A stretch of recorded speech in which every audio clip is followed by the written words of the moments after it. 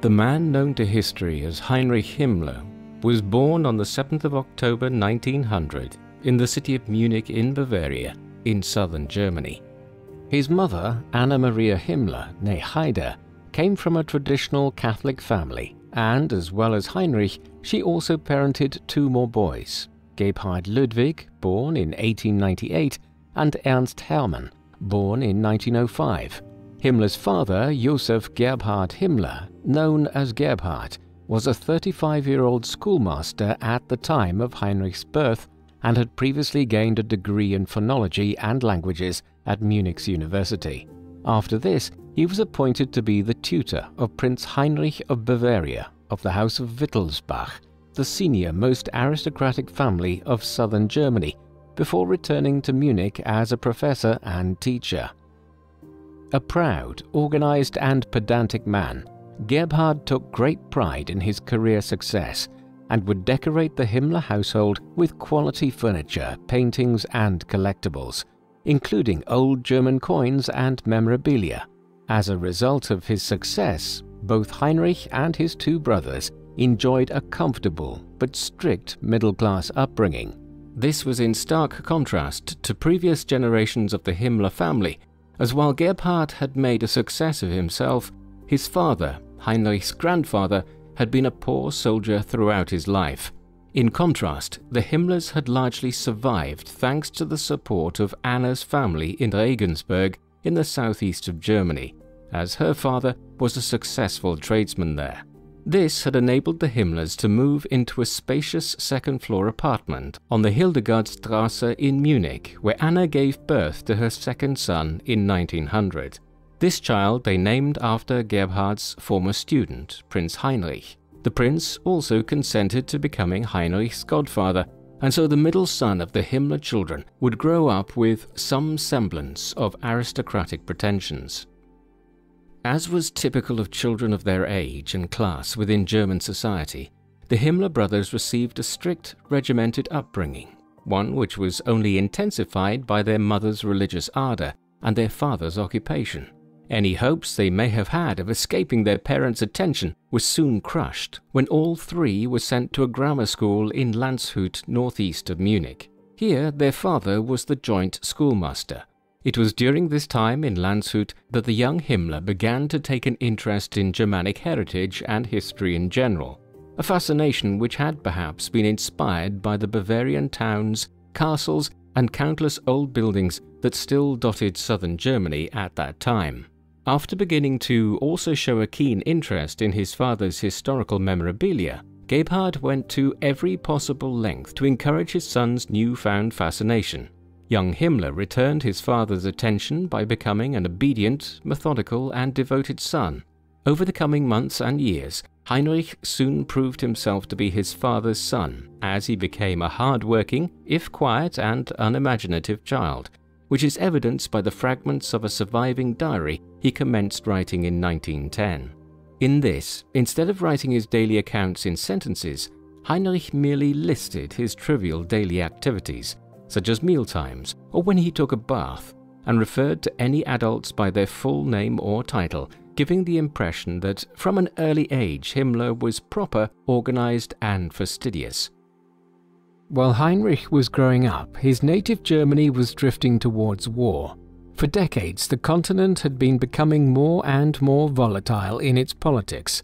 Much of this was due to the unification of the approximately 30 small German states into a German empire in 1871. With this, Germany began its ascent as the major political, economic, and military power of continental Europe. Only Britain was more powerful. This event destabilized the balance of power in Europe, and in the decades that followed, the continent's politics became more and more fractious. Eventually, shortly after Heinrich's own birth in 1900, two major alliances came into existence, one consisting of Britain, France, and Russia, and the other of Germany and the Austro-Hungarian Empire. Nationalist tensions in regions such as the Balkans and colonial rivalry in the scramble for control of Africa from the 1880s onwards fueled this descent towards war.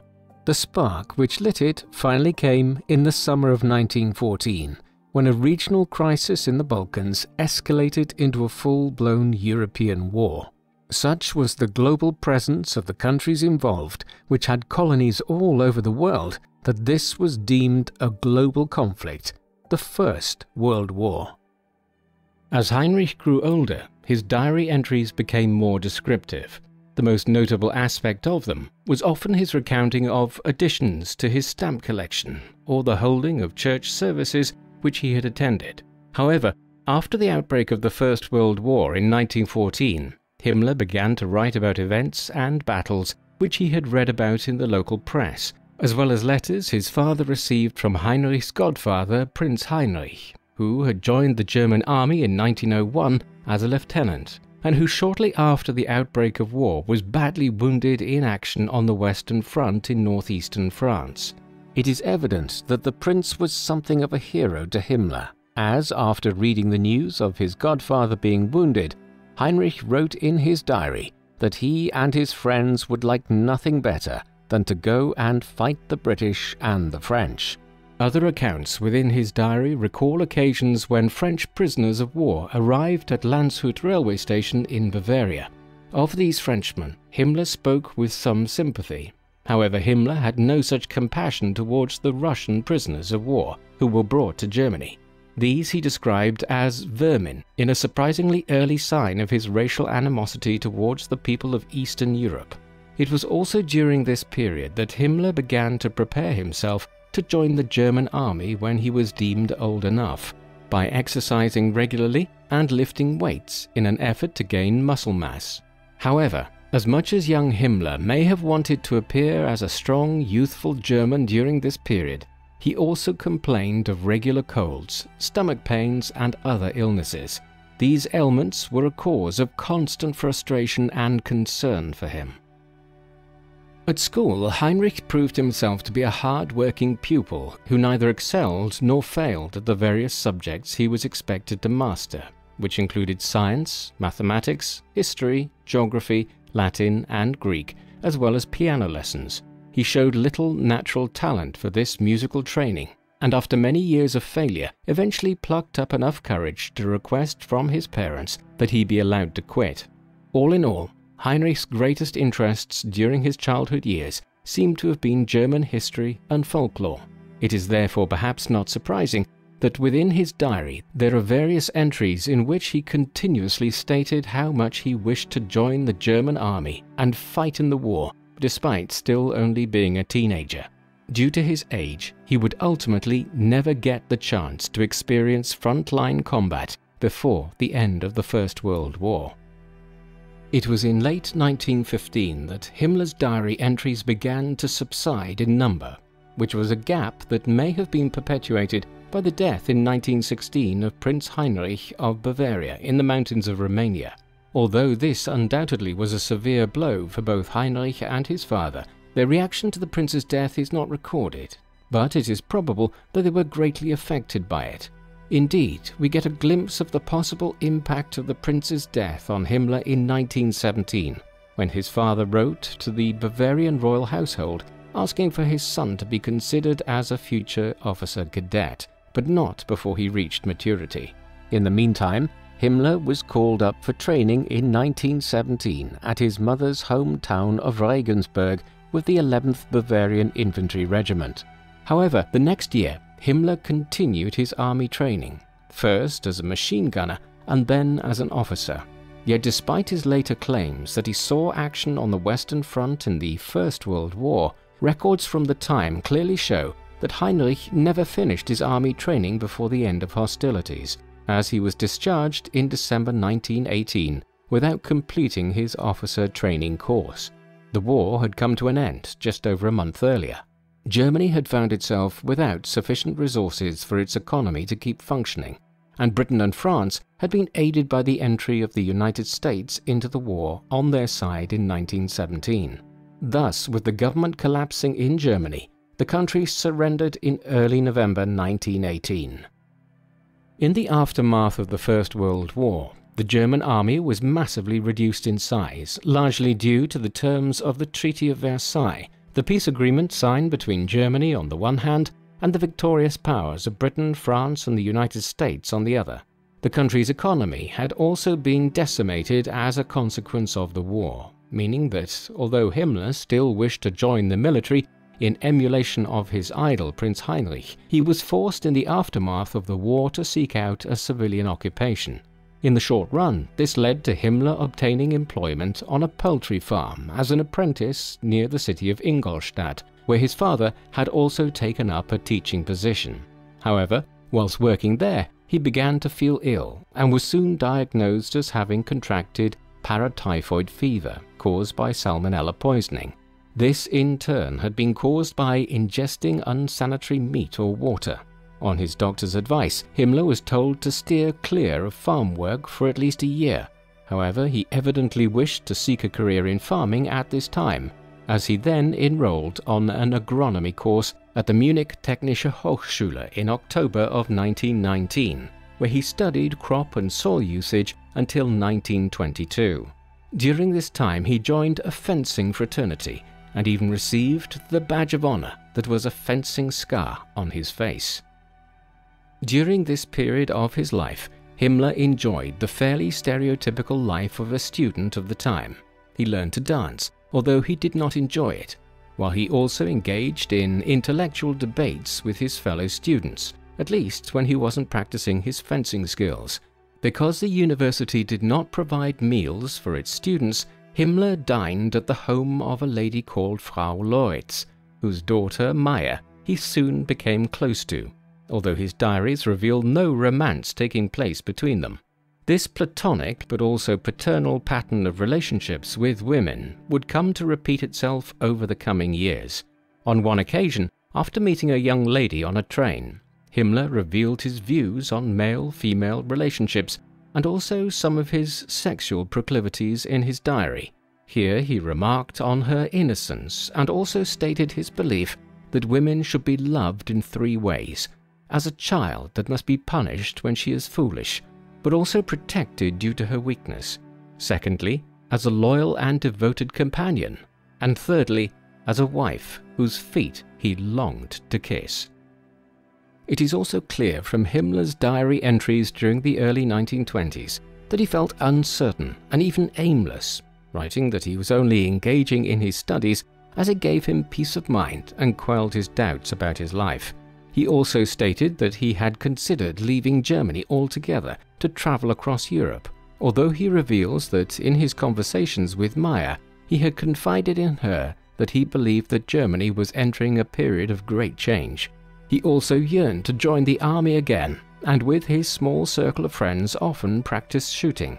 All told, Himmler's diary, as well as the accounts handed down to us by his fellow students at the time, paint a picture of a methodical, even pedantic, traditional young man, who seems to have taken his studies and church-going extremely seriously, and who took great pride in Germanic culture and traditions, whilst avoiding intimate relationships with young women, as he thought they should be protected and prevented from going astray due to temptation.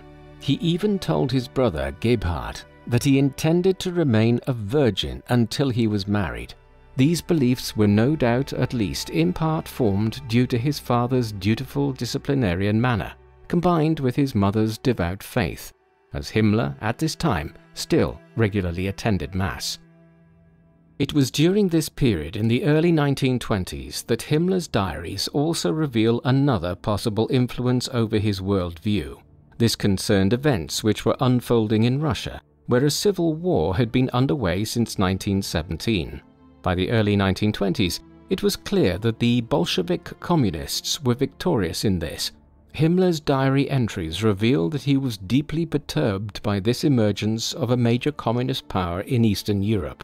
His views in this regard had been shaped by the events of 1919, when Munich and Bavaria as a whole became a hotbed of communist agitation, leading eventually to the Bavarian Revolution in April 1919, after which a Soviet republic was briefly set up.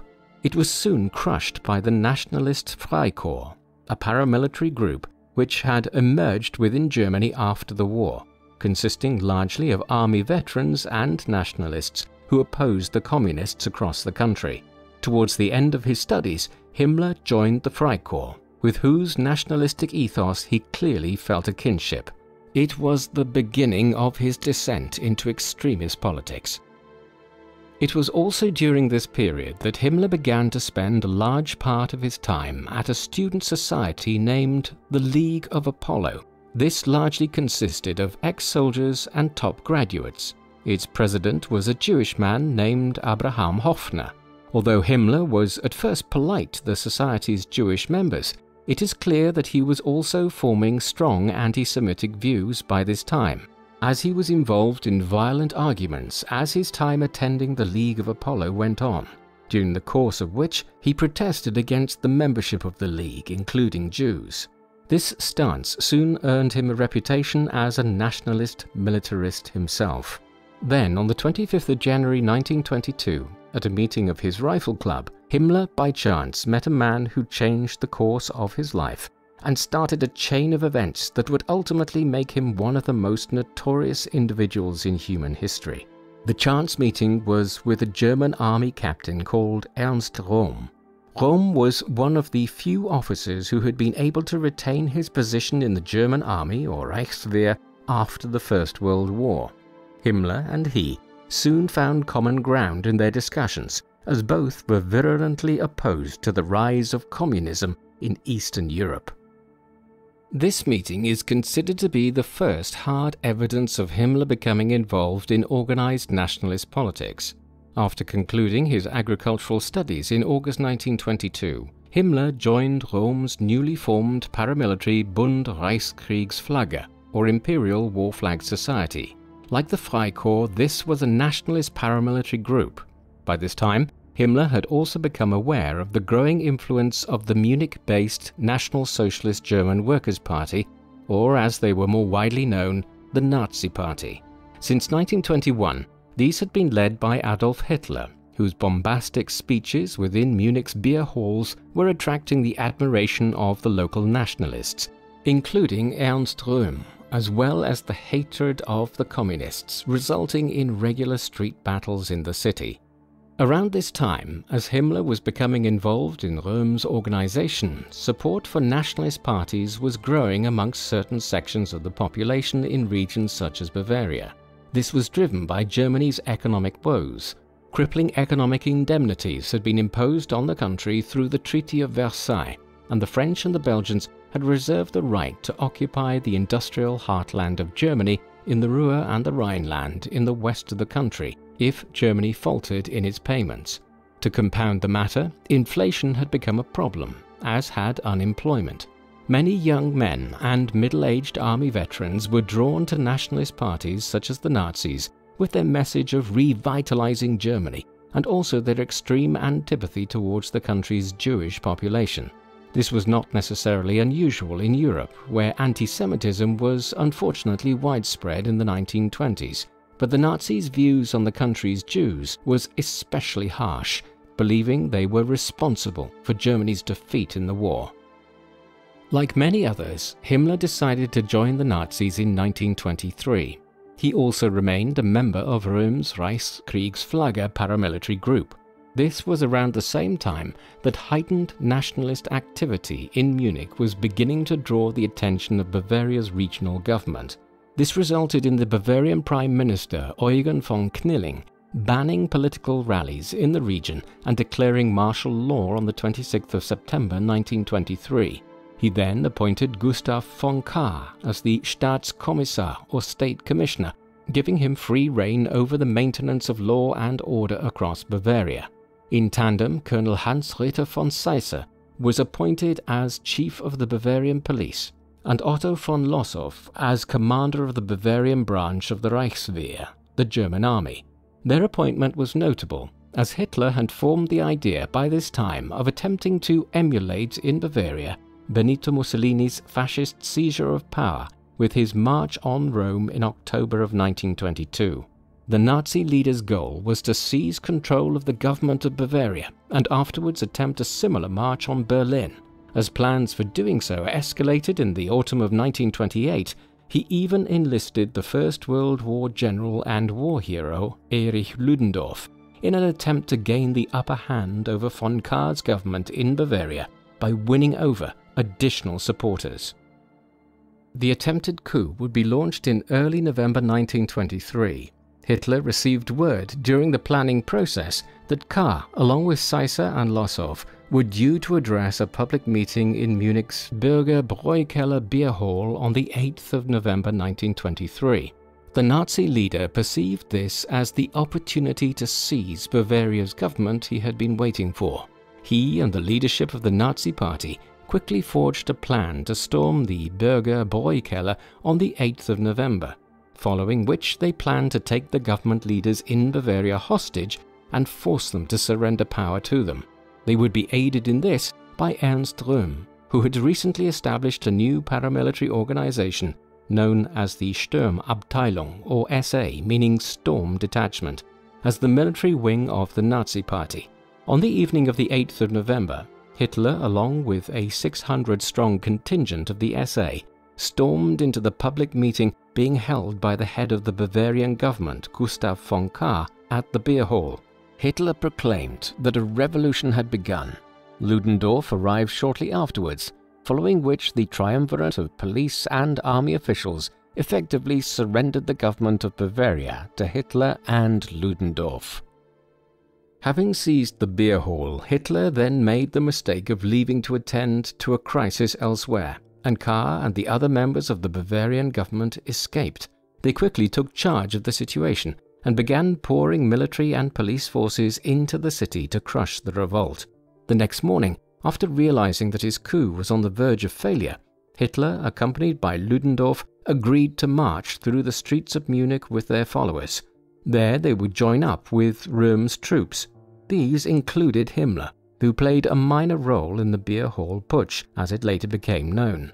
Thus, he was present to see the coup quickly suppressed as armed state troops arrived and opened fire on the gathered Nazis in Bavaria on the 9th of November. A panic quickly ensued, and Hitler and his supporters fled the scene. The last pockets of resistance throughout Bavaria surrendered in the hours that followed, bringing the short-lived attempted coup to an end. Hitler was subsequently arrested and tried for high treason in February of 1924 and was given 5 years in prison at Landsberg prison, along with several other ringleaders of the putsch, but Ludendorff was released without charge. Himmler was arrested but was released due to lack of evidence, although his involvement in the putsch did lose him his job. Moreover, as the Nazi Party and the SA were officially banned by the government following the coup, Himmler was forced to return home to his parents. Although Hitler's beer hall putsch had ended in a humiliating failure, Himmler still maintained contact with Ernst Röhm, who had been incarcerated himself at Stadelheim prison, and even took the time to visit him in February 1924 on his motorcycle, shortly before Röhm was released on probation. This should have been the end of National Socialism and the Nazis in Germany. However, Hitler used his time in prison to begin plotting a new way to seize power. Firstly, he wrote his infamous book Mein Kampf, a paranoid, sprawling political testament in which he blamed Germany's recent woes on a vast Jewish and communist conspiracy to destroy the country. He also determined at this time that henceforth the Nazis would seek to claim power in Germany via peaceful means. They would do so by attempting to grow as a political party and to take over the country through the ballot box.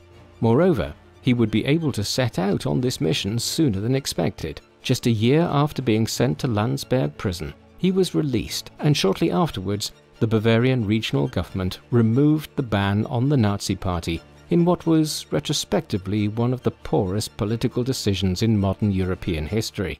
Thus, from 1925 onwards, the Nazis were seeking to seize power through elections to the Reichstag.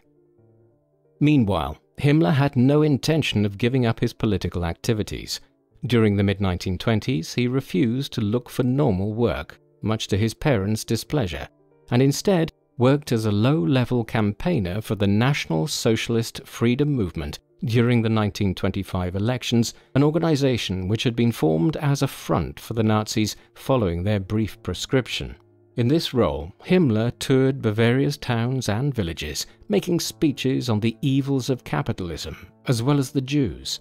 As such, he became a prominent member of the party, and when the Nazis were allowed to reform in 1925, Himmler was amongst those who rejoined. By this time, he was 24 years of age and joined the staff of Gregor and Otto Strasser, two of the most senior members of the party, as a general assistant. Himmler soon became indispensable to Gregor Strasser, who, as well as being a member of the German parliament, was the Nazi party leader in Lower Bavaria. Later, his brother Otto would recall how Himmler at this time was placed in charge of checking the various arms dumps the Nazi party had built up around Bavaria, and ensuring they were not discovered by the regional government. Himmler's virulent personal anti-Semitism was also becoming more and more evident during these years. For instance, it was around this time that he began drawing up and publicizing lists of local German Jews with the goal of shaming them in a region in which anti-Semitism was proliferating during the 1920s. Shortly afterwards, he was promoted to become Strasser's deputy in Lower Bavaria, although Strasser remained dubious himself about Himmler's personal abilities. It was also in 1925 that Himmler joined a seemingly obscure bodyguard unit within the National Socialist Party. This was named the Schutzstaffel, or SS, meaning protection squad. It was initially a personal bodyguard unit for Hitler's protection. From the earliest days of the Nazi movement, there had been plans to form a bodyguard for Hitler, largely because in the aftermath of the First World War, there were as many as 380 political assassinations within Germany. The first of these prototype bodyguard units was the so-called Ordinartruppe, or Steward's Troop, but as the formation of paramilitary groups had been outlawed by this time, the group was disguised as a sports division of the party. In early 1923, this was renamed the Stoßtrupp Hitler, consisting originally of only 8 men, including its commander Julius Schreck, who would eventually become Hitler's personal chauffeur. This organization adopted the Totenkopf skull and crossbones symbol as its emblem, one which had previously been used by the elite Prussian Hussars of the Imperial German Army. It was subsequently adopted by the SS along with the Nordic victory runes when it was formed in April 1925. Himmler was one of the new paramilitary unit's first members, number 168. He would soon rise to become its leader and transform it into one of the most brutal institutions in human history. The SS was initially established as a subgroup of the much larger SA. However, even from its earliest days, it distinguished itself as an elite unit. For instance, its members wore caps with the Totenkopf skull and crossbones, as well as a field grey uniform, differing considerably from the brown-shirted SA members. But despite already having different clothing from the main body of the SA would soon adopt the black German army-style uniforms with doffed caps and polished boots, which became notorious in future years. This uniform and insignia would become the unit's signature look in years to come, and truly mark them out as the elite policing and security force within Nazi Germany. Himmler was promoted within the SS. In 1926, he was made an SS Gauführer, or district leader, within Lower Bavaria. However, the head of the paramilitary organization, Josef Berchtold, resigned as SS leader in 1927. He was replaced by Erhard Hayden, a poorly equipped bureaucrat who proved unsuitable for the task. Hayden would eventually be replaced, and when he was, it would open up an opportunity for Himmler to become one of the leading figures of the Nazi movement. By 1926, Himmler's salary was about 120 marks a month, and his SS duties largely consisted of canvassing members of the Bavarian public to subscribe to the party newspaper. He was also charged with securing advertisements, and it was this background in journalism that would see Gregor Strasser promote Himmler in 1926 to become deputy propaganda chief within Bavaria, in which role he often worked alongside another rising member of the party, Joseph Goebbels, who in his own diary professed to liking Himmler, calling him intelligent and a good fellow. It is unknown as to when Himmler first met Hitler in person. However, it is likely that he came to the Führer's attention from even before he was sent to Landsberg prison following the beer hall putsch. What is clear is that Himmler met with Hitler in September 1927 and told the leader of the party about his idea to turn the relatively insignificant SS into an elite paramilitary unit of the Nazi Party. The idea evidently impressed Hitler, and he promoted Himmler to become the deputy SS leader under Erhard Heiden at the rank of SS Oberführer. He was now the second in command of the SS. By this time, the membership of the larger SA was ballooning in size, whilst the SS membership had actually declined from around 1,000 to less than 300 members. Much of this was owing to Erhard Heiden's poor leadership.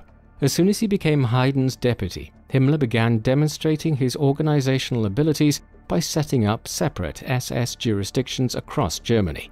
This activity soon made it clear to those who chose to look that Himmler was far more able than his SS superior, whom he soon began to eclipse and upstage. It was also around this time that the Nazi Party as a whole was beginning to expand its reach beyond its homelands of Bavaria, meaning that the attention or focus of its campaigning increasingly centered around Berlin, resulting in Himmler in 1927 embarking on a lecture tour of the German capital. On one of these visits to the German capital, Himmler met his future wife, a 34-year-old nurse named Margarete Boden, who owned a nursing home in Berlin and was, according to several accounts, of Polish heritage. Himmler, who was just 27 years old at this time, clearly formed a close bond with Margarete, as, like him, she was fastidious, hardworking, and shared his anti-Semitism. Therefore, only a few months after their first meeting, Margarete sold her nursing home, bought a house in the country near Munich, and married Himmler in July of 1928. As Himmler was still on a modest salary by this stage, the couple supplemented their income by keeping around 50 chickens and selling produce, although Himmler had little to do with this modest enterprise. Nevertheless, it has given rise to the notion that Himmler was a chicken farmer, when really it was his wife that attended to their small number of livestock, as he was away on party business more often than not. The following year, 1929, would prove to be one of the most important of Himmler's life, as in August both he and Margarete greeted their only daughter Gudrun into the world. More significantly, earlier that year, Erhard Heiden was dismissed by Hitler on the grounds of his general incompetence and was replaced as head of the SS by Himmler. Although the SS was tiny compared to the SA in 1929, its primary role of guarding top party officials gave Himmler direct access to the very top of the National Socialist Party, and it was clear that Himmler's vision to transform the SS into an elite Praetorian Guard-like force had met with Hitler's approval from the beginning. This meant that he could now proceed to effectively mold and expand this unit into what he saw as the ideal Germanic warriors, whose loyalty, racial purity, physical fitness, and courage were surpassed by none and feared by all. This also occurred as the circumstances which would allow the Nazis to secure power in Germany were developing. In the autumn of 1929, a severe economic crisis hit the Americas and Europe after the stock markets on Wall Street in New York City tumbled. Nazi popularity soared in the aftermath of the Wall Street crash and the Great Depression which followed, as ordinary Germans found themselves unemployed and impoverished. In the process, Hitler soon became one of the most high-profile political leaders in Germany, along with Hermann Göring and the new propaganda head within the party, Joseph Goebbels. For the time being, Himmler remained in the background, continuing his early strategy of quietly accumulating power and expanding the influence and membership of his SS, which grew from 300 to 3,000 in the space of just 12 months at the start of the 1930s.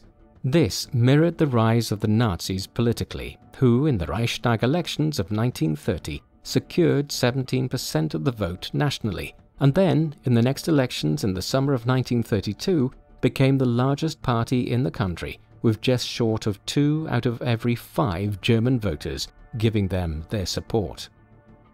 At the beginning of 1931, Himmler began setting up a counterintelligence division of the SS.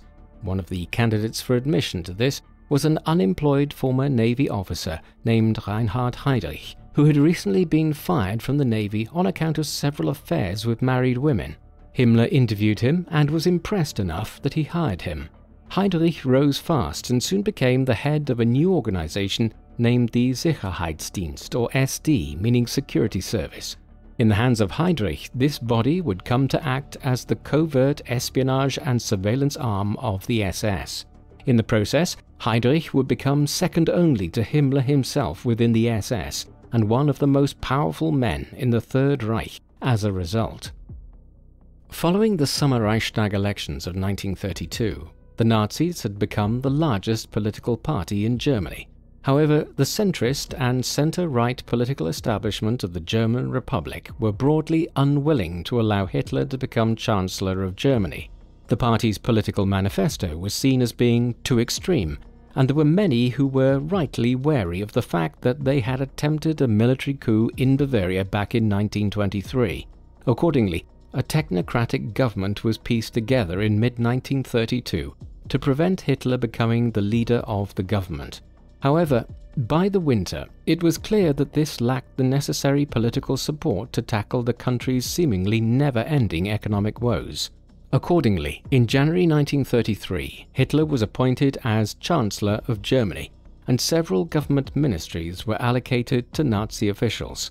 After this, Hitler immediately sought to claim total control of the country and dissolve parliament so that fresh elections could be held in March. Before these could be held, a fire at the Reichstag in February 1933 was used as the justification for suspending all basic civil rights and allowing the detention without trial. The fire was blamed on the German Communist Party, which was all but shut down over the coming months. Shortly afterwards, the Reichstag deputies met at the Kohl Opera House and voted on an enabling act which gifted Hitler de facto control over Germany for a period of 4 years and enabled him to pass laws without the consent of the country's parliament. In voting for this act, the Reichstag effectively signed its own death warrant, as the bill's passing made Hitler the dictator of Germany in all but name, meaning that German democracy was now dead. Over the coming months, all political opposition was, with the aid of Himmler's SS, crushed throughout the country, as political parties were forced to shut down, and any persons who were considered any kind of threat were arrested and interned, either in prisons or temporary detention centers. Soon they were being sent to new concentration camps that were being built by the Nazis throughout Germany. This video is sponsored by World of Tanks, the amazing game that is free to play and available to anyone, novice or pro, on PC, console and mobile. Download World of Tanks using the first link in the description to interact with a global community of gamers who share your passion. From the 1st of December to the 9th of January, World of Tanks will be hosting its biggest in-game event of the year, Holiday Ops, the perfect time to start World of Tanks. And Arnold Schwarzenegger is back from last year. But he isn't alone this time. International star Milla Jovovich makes her Holiday Ops debut. She and Arnie will greet you at the headquarters in your village. There will be tons of rewards like premium tanks, customizations, crews, medals, in-game items and special missions. Complete the character missions from Arnold and Milla to get them as a commander. And how you play is up to you. Rush in guns blazing, ambush your opponents with sneaky tactics, hang back and take them out from afar. Fun fact, the tank M47 Iron Arnie in Holiday Ops was created with the help of Arnie and was inspired by the real tank he personally owns. Remember to download World of Tanks using the first link in the description and use the code TANKMANIA to add more fun and magic to your festive event. During the registration, use the code TANKMANIA to get a 7-day premium account free, 250,000 credits, the premium tank Excelsior Tier 5, and 3 rental tanks for 10 battles each, Tiger 131 Tier 6, Cromwell B, Tier 6 and T-34-85M Tier 6.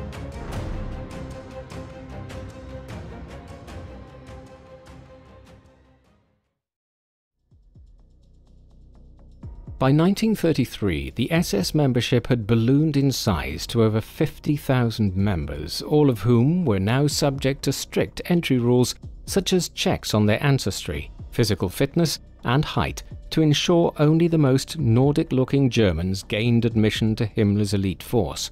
Conversely, those within the Third Reich who were deemed to be undesirable or were political or racial enemies of Nazism, such as the country's 500,000 Jews, Romani gypsies, homosexuals, or the disabled, soon began to feel the full implications of Himmler's planned purge of the German population.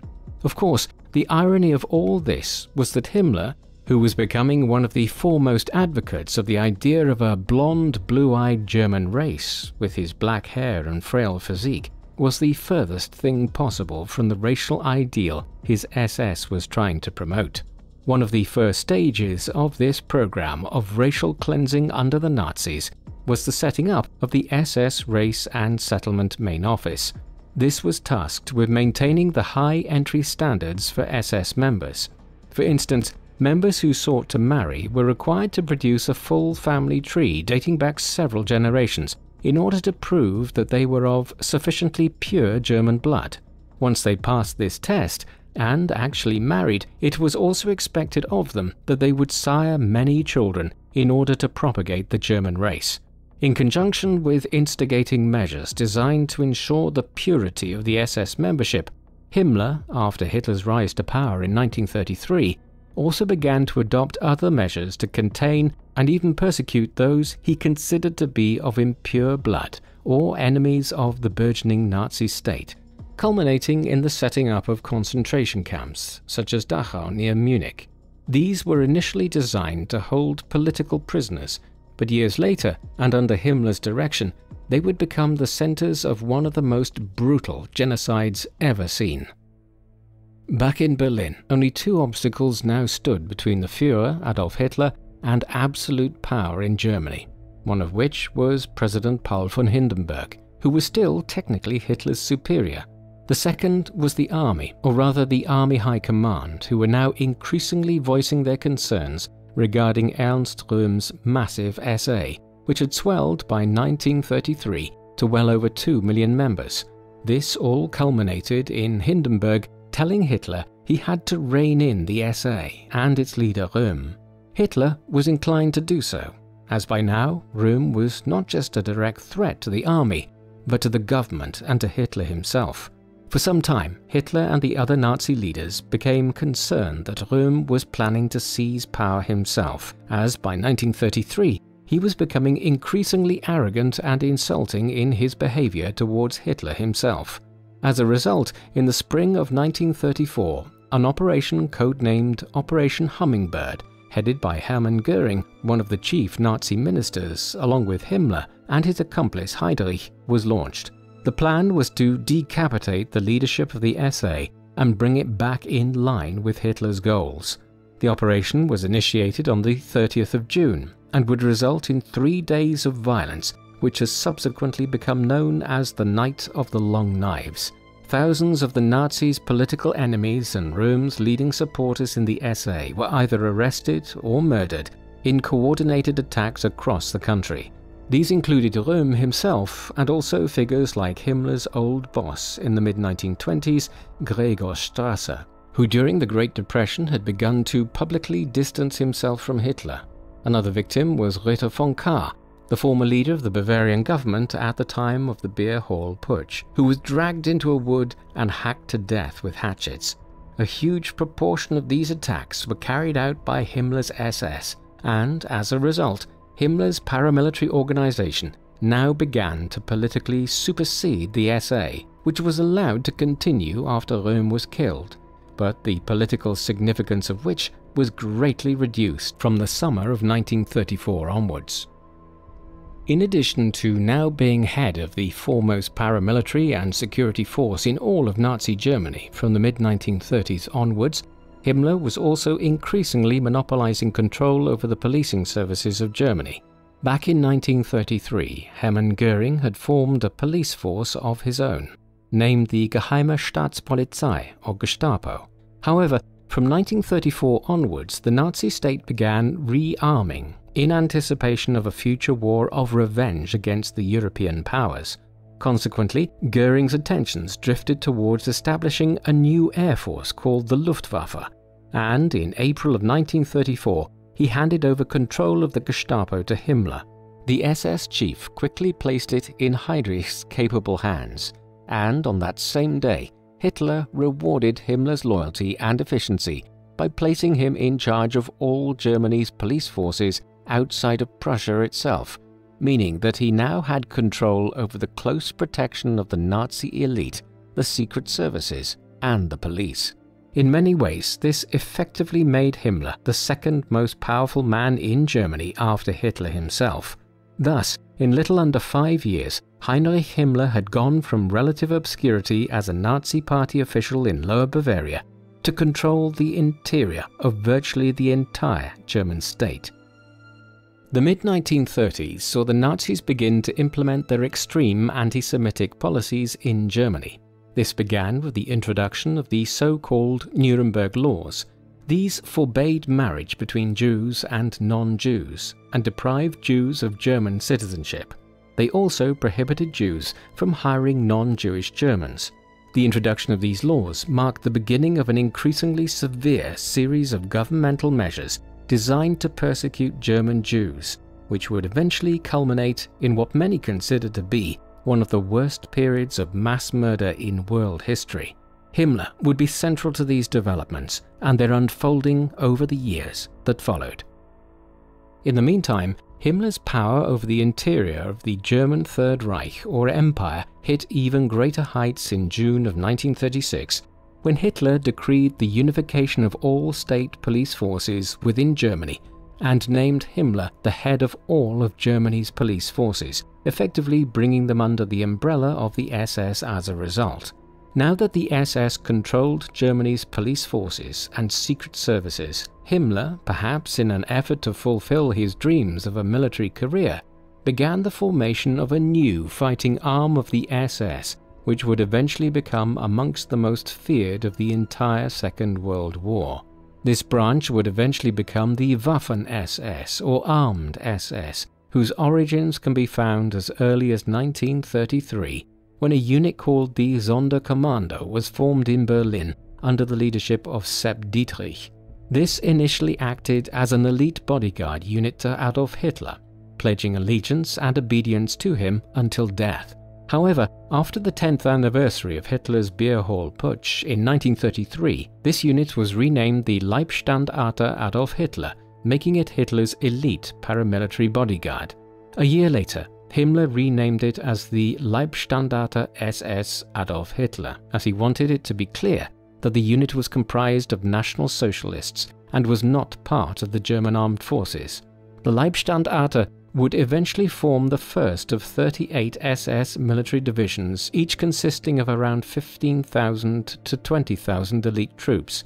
The Waffen-SS would grow to include the 5th SS Panzer Viking Division that was comprised of men from Norway, Denmark, Sweden and other Scandinavian countries, whilst the 13th Waffen Mountain Division was comprised of Bosnians, Slavs and Croatians.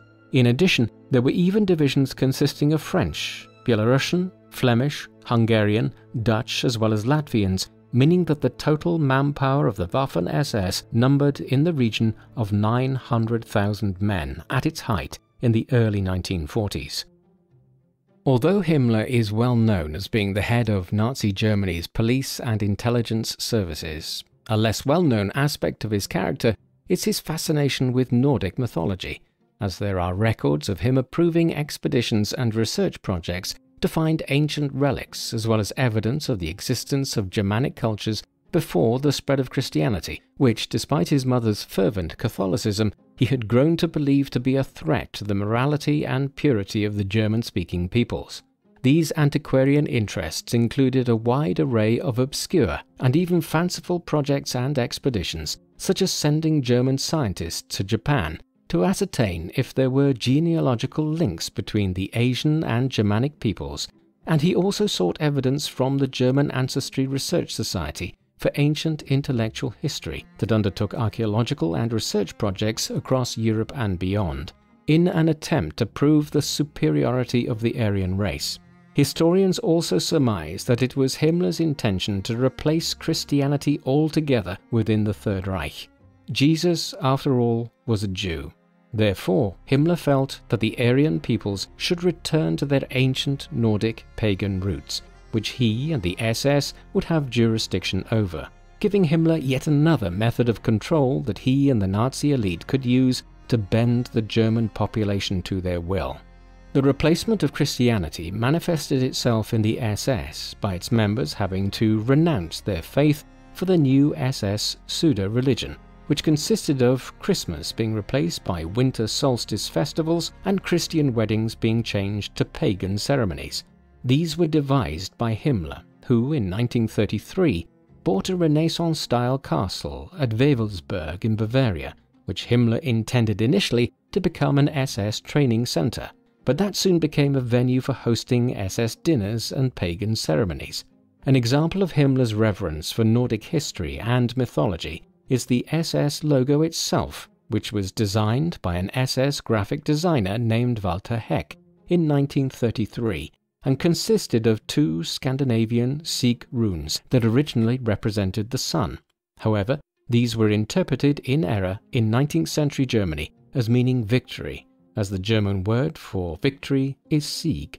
Therefore, the infamous SS logo not only stands for Schutzstaffel, but is also supposed to mean victory, victory. Indeed, the cry Sieg Heil was soon adopted by the masses during Hitler's rallies, in which they would give the Nazi salute whilst crying Sieg Heil, meaning victory, hail.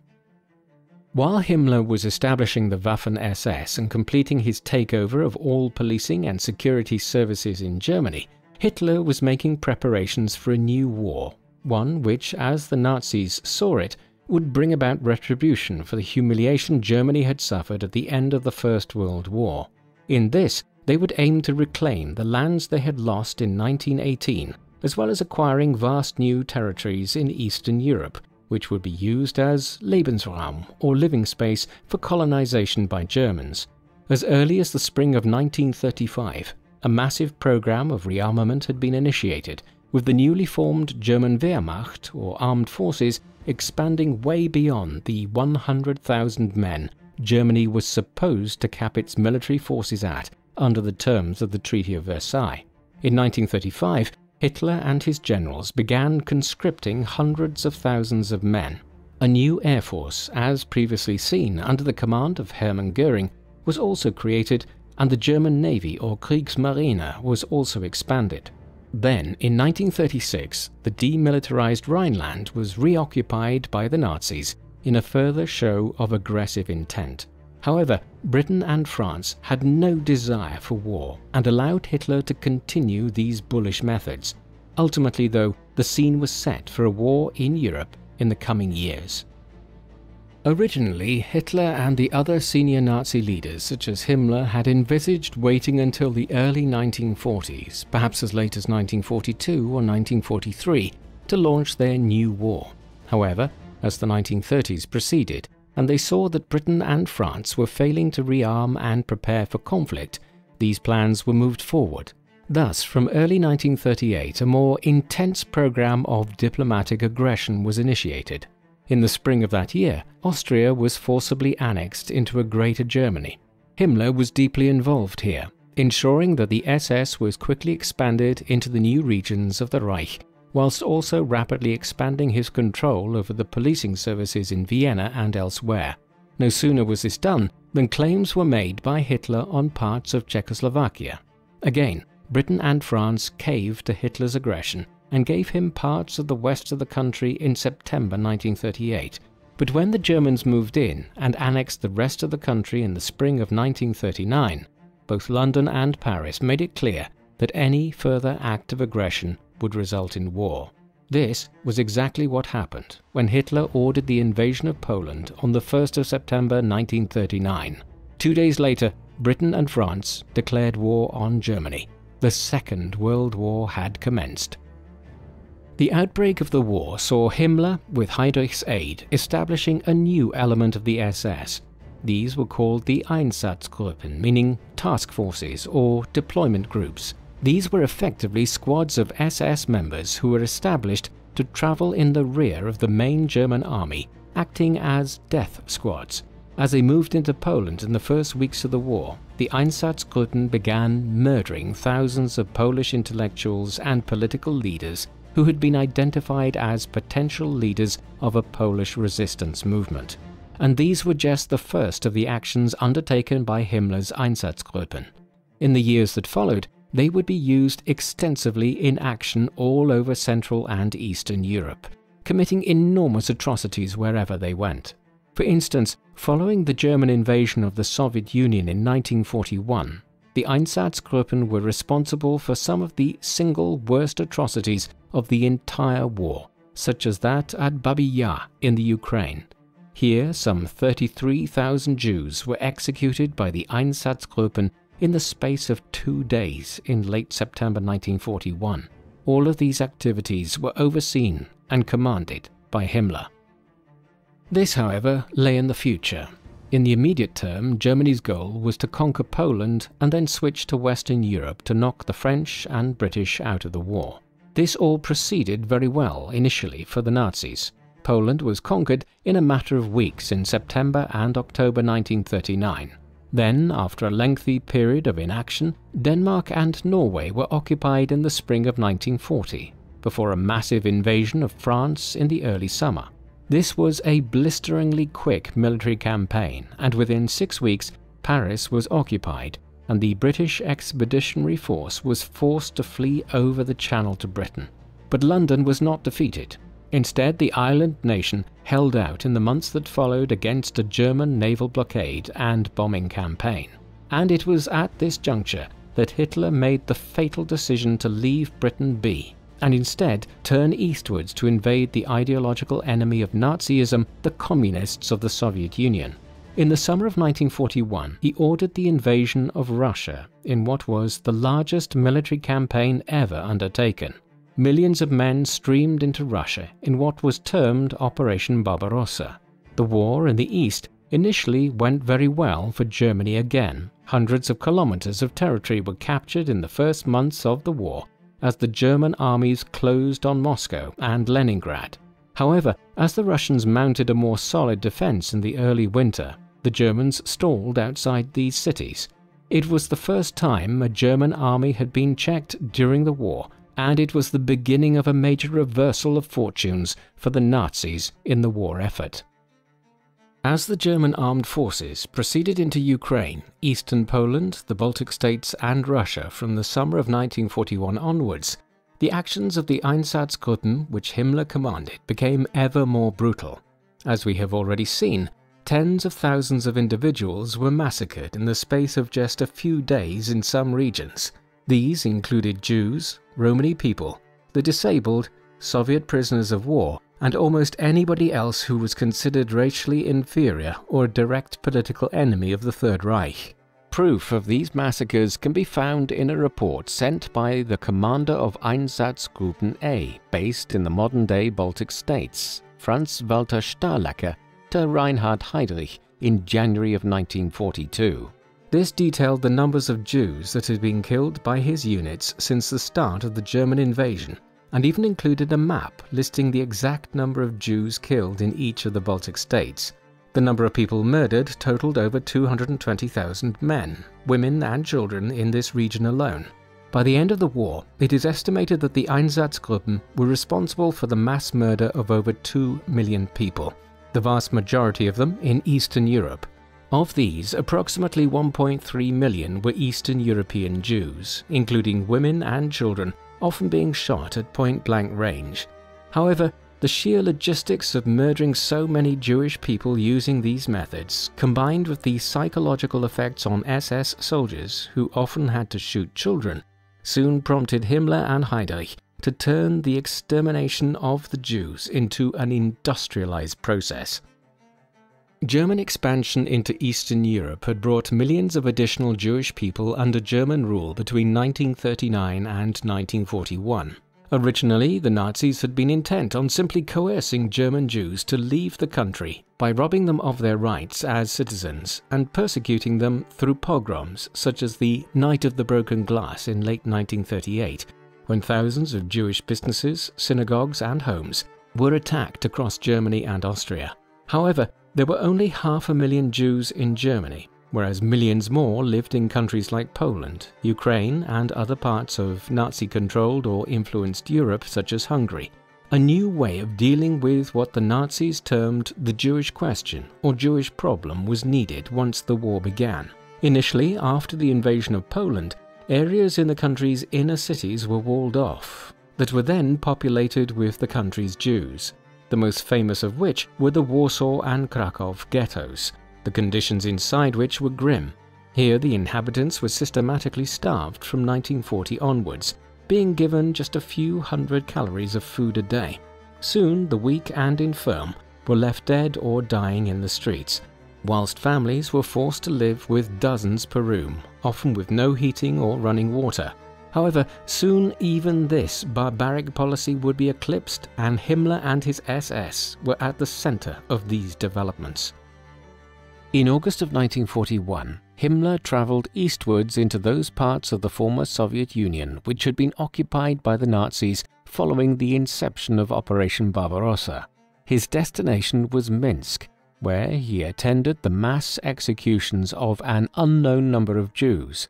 But as he observed the firing squads carrying out their horrendous work, followed by the sight of corpses dropping into pre-prepared graves, the SS leader was deeply affected. This was according to his chief of staff, Karl Wolff, who later testified, "After many volleys, I could see that Himmler was trembling. He ran his hand across his face as he swayed. His face was almost green. He immediately threw up and complained that a piece of brain had splattered on his face." After the killings had stopped, Himmler told an aide to, quote, "devise a less gruesome means of mass execution, rather than just shooting people." This change in policy with regard to the mass executions quickly led to experiments being undertaken in which Jews were loaded into vans and were effectively gassed to death by pumping car exhaust fumes into the vehicle. However, these experiments were still deemed to be inefficient, and thus plans were drawn up in early 1942 for gas chambers to be added to some of the existing concentration camps which had been erected across Nazi-occupied Europe to house political prisoners.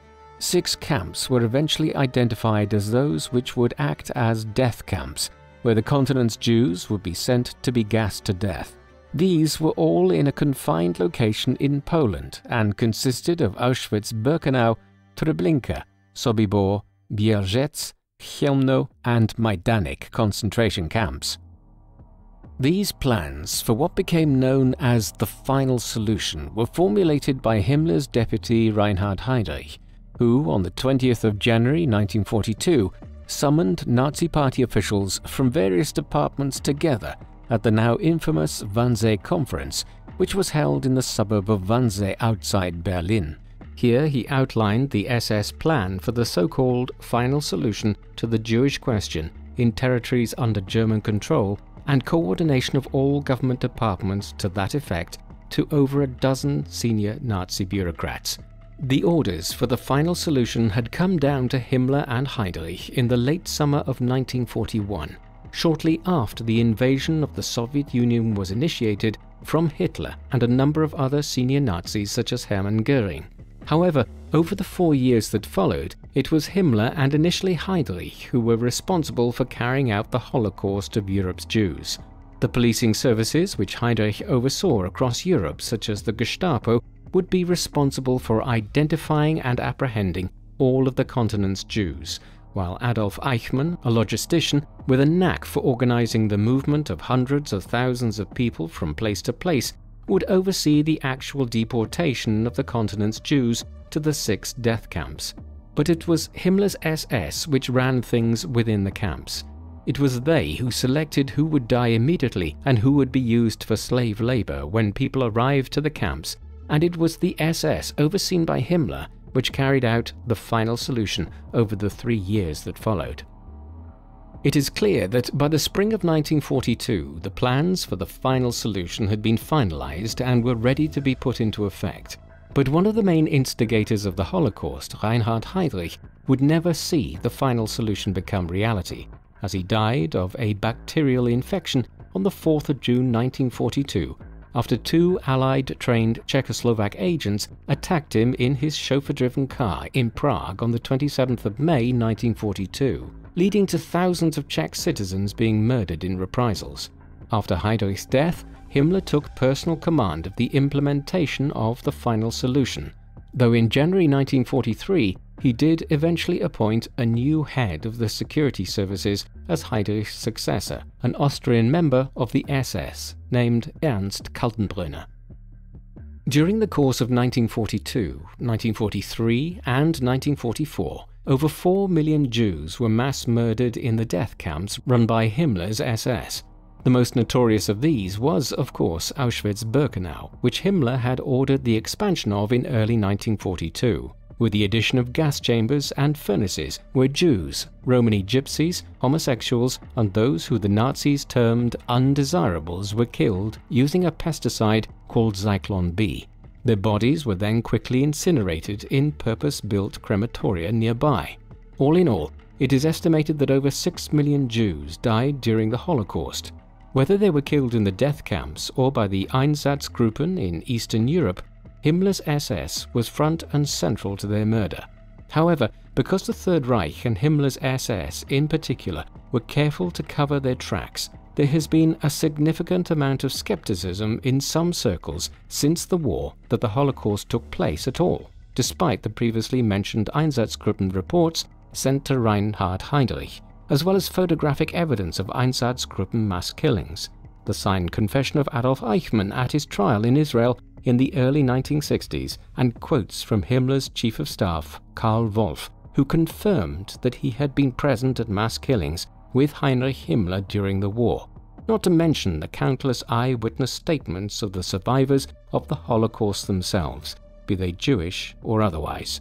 Perhaps the most damning piece of evidence, however, came from Himmler himself, as on the 4th of October 1943, during a secret meeting with SS officers in the city of Poznan, Himmler expressly referred to the mass murder of the region's Jews.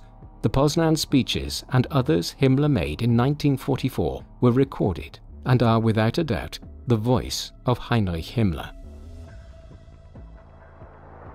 Ich will auch ein ganz schweres Kapitel, will ich hier vor Ihnen in aller Offenheit nennen. Es soll zwischen uns ausgesprochen sein, und trotzdem werden wir nicht in der Öffentlichkeit nie darüber reden. Ich meine die Judenevakuierung, die Ausrottung des jüdischen Volkes. Es gehört zu den Dingen, die man leicht ausspricht. Das jüdische Volk wird ausgerottet. Das sagt Ihnen jede Parteigenosse. Ganz klar steht in unserem Programm drin, Ausschaltung der Juden, Ausrottung machen wir, Kleinigkeiten.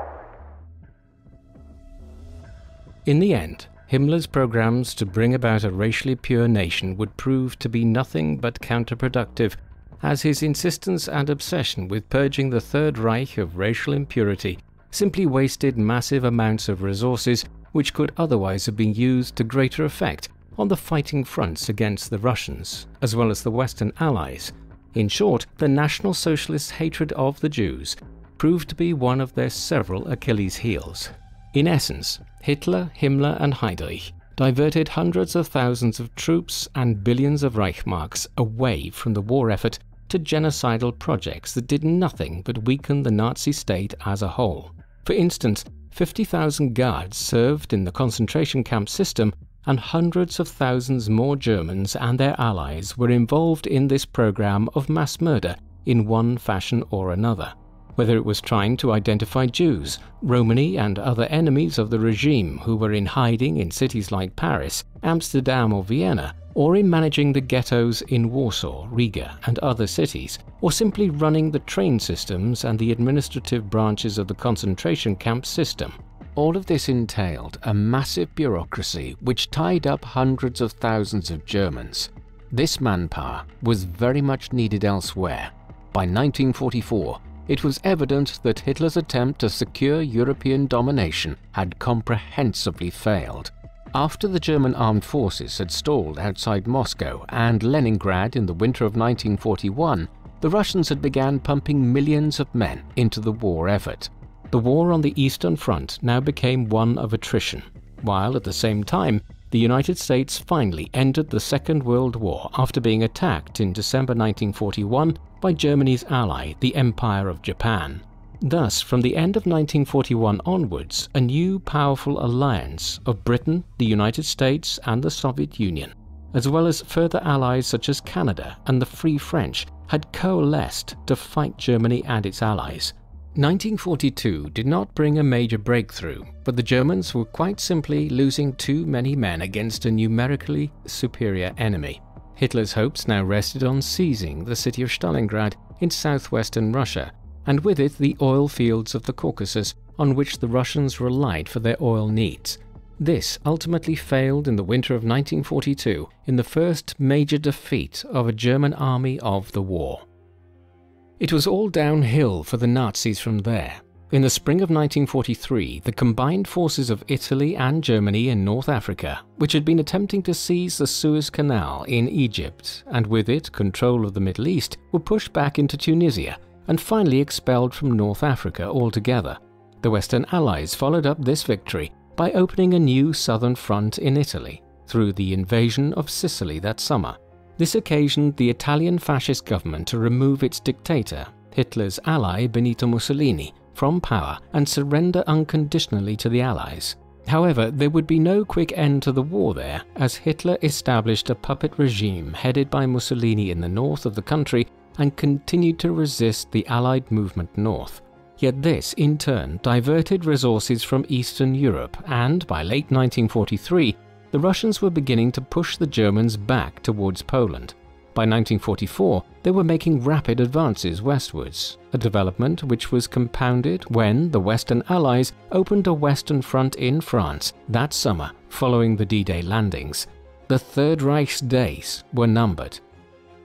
The massive reversals suffered by the German army in the Soviet Union, as well as the Allied landings on D-Day, led Hitler to order the creation of new army units, consisting of every able-bodied man the German state could muster. As a result, Himmler finally realized his childhood dream of becoming a soldier when he was appointed as commander of Army Group Upper Rhine in the winter of 1944.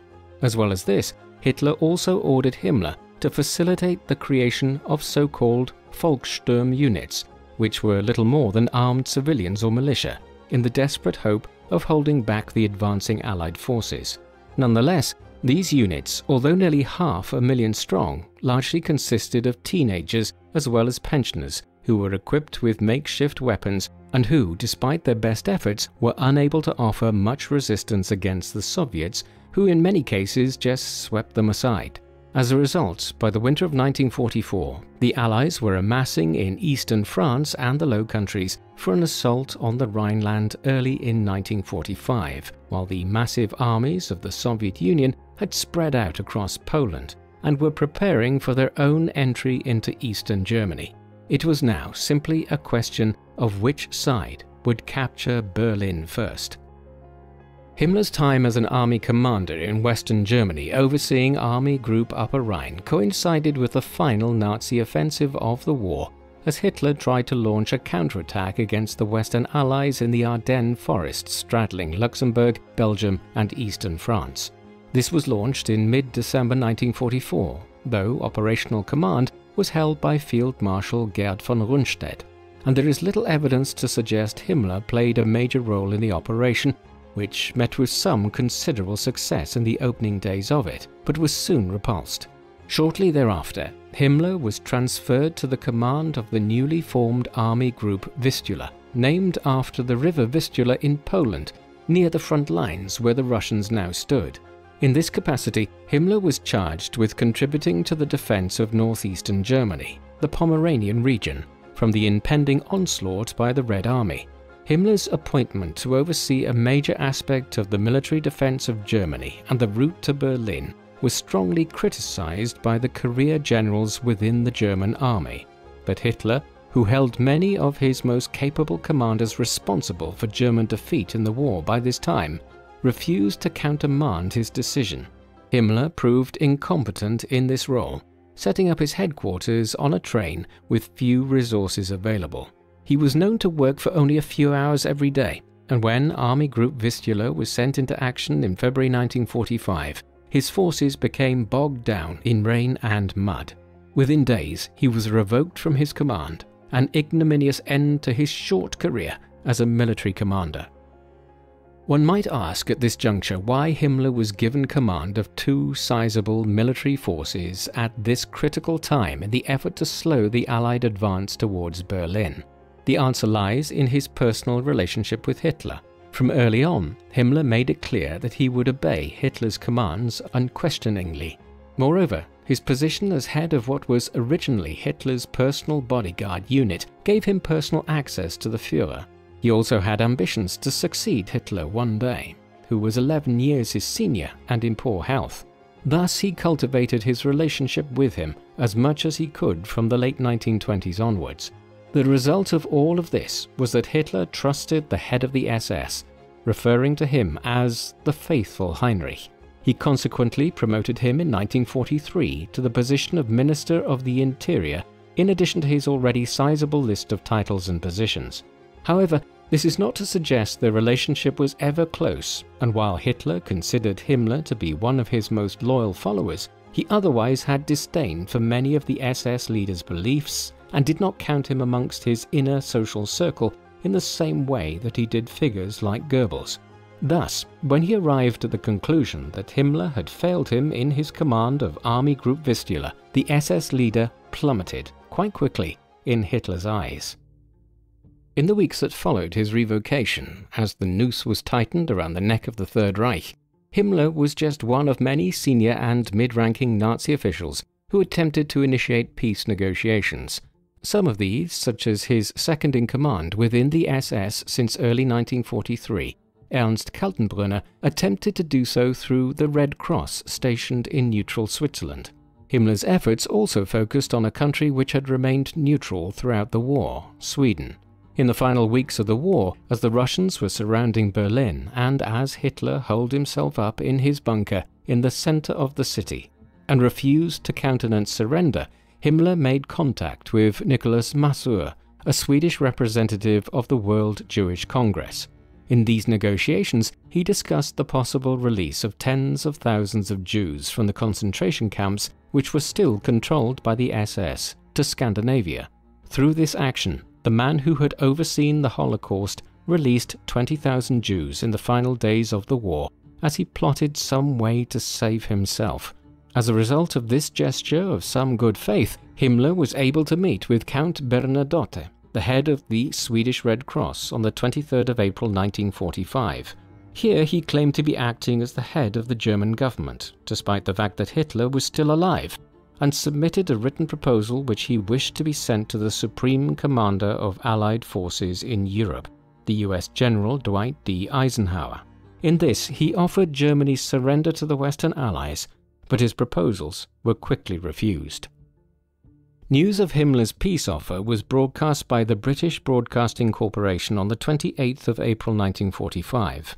Once he learned that his loyal Heinrich had betrayed him and tried to negotiate Germany's surrender, Hitler flew into a rage.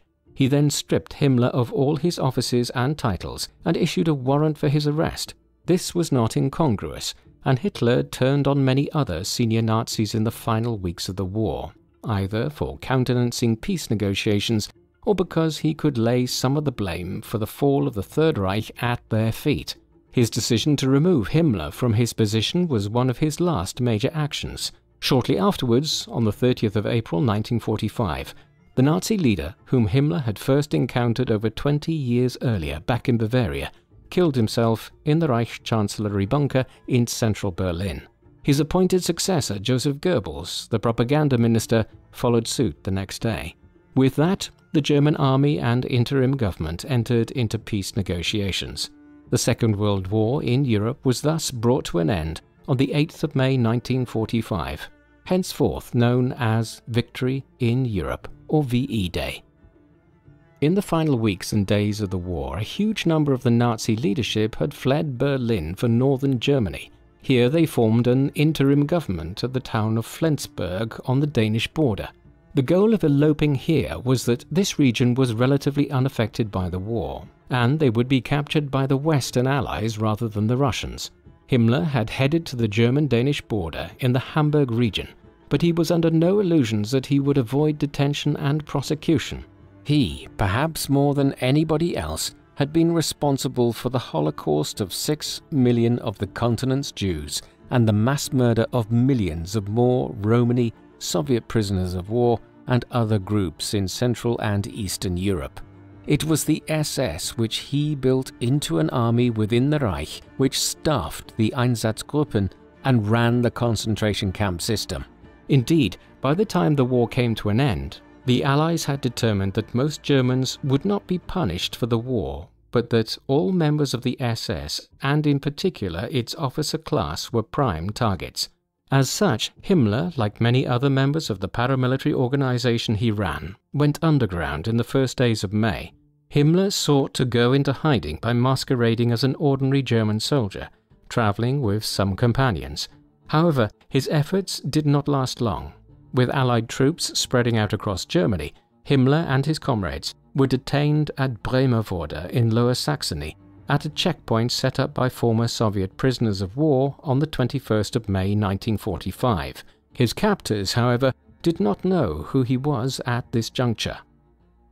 Over the following 2 days, Himmler was moved between several internment camps before being brought to a British civilian interrogation camp near Lüneburg on the 23rd of May. During an interview here, Himmler, without any major prompting, openly admitted who he was. His captors probably found this unusual. This was the leader of the notorious SS, a man who would stand trial before the International Military Tribunal, which was being planned to be held at Nuremberg. There he would encounter justice with figures such as Göring, who was still alive amongst the Nazi hierarchy.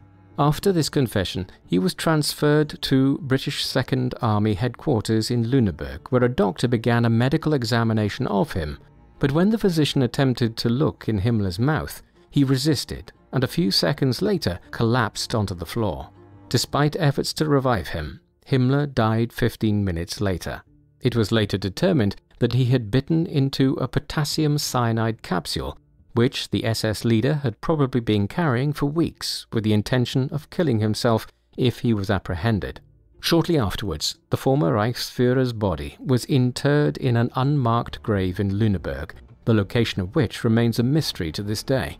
As a result of his suicide and the assassination of Reinhard Heinrich near Prague in 1942, Ernst Kaltenbrunner would be included in the primary trial at Nuremberg as the most senior surviving figure within the SS. Heinrich Himmler was undoubtedly one of the most significant figures within the Nazi regime. While Hitler will forever be the paramount figure associated with the crimes of National Socialism, there were a handful of individuals who are always considered as being nearly as consequential in the regime. 3 in particular stand out, they being Hermann Göring, Joseph Goebbels, and Heinrich Himmler. What is unusual about this is that Himmler rose from fairly humble origins within the party. While Göring, for instance, was a senior figure as early as the time of the Beerhold Putsch in 1923, Himmler only became a member of the Nazi Party a few months before the attempted coup in Munich. He played a negligible role in the insurrection, and even in the years that followed, he can hardly be said to have been a major figure within Nazism.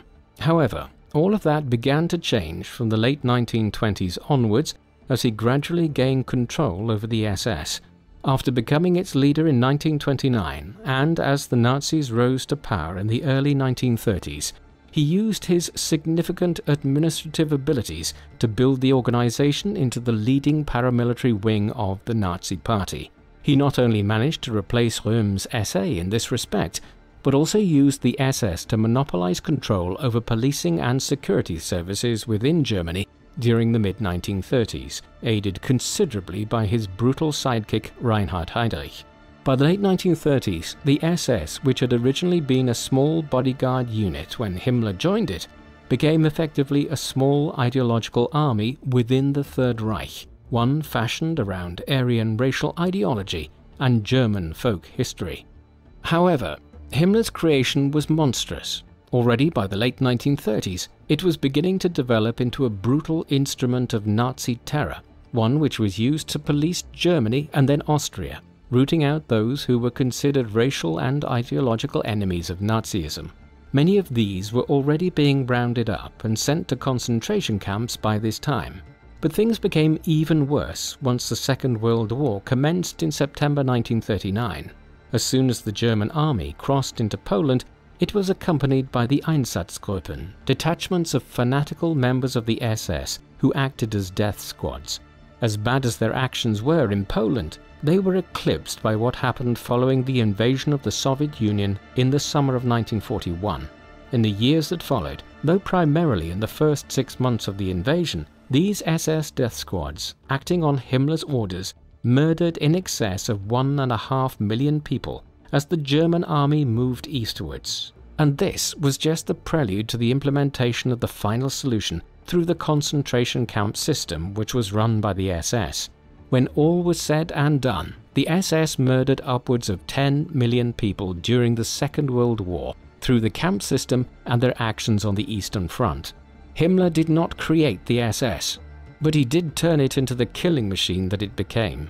As such, there is an argument to be made that he was more responsible for the crimes of the Third Reich than any other individual within it. What do you think of Heinrich Himmler? Was he the worst of all the Nazis, whose crimes are second only to Hitler himself? Please let us know in the comment section, and in the meantime, thank you very much for watching.